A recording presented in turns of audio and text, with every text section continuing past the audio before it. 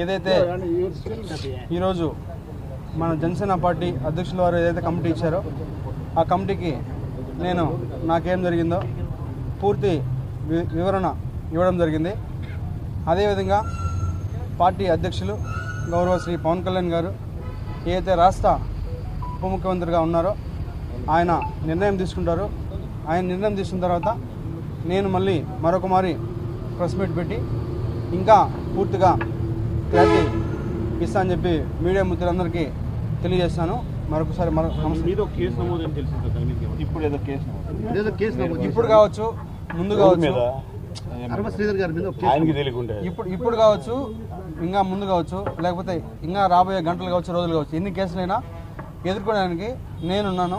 నేను ఎదుర్కొంటా.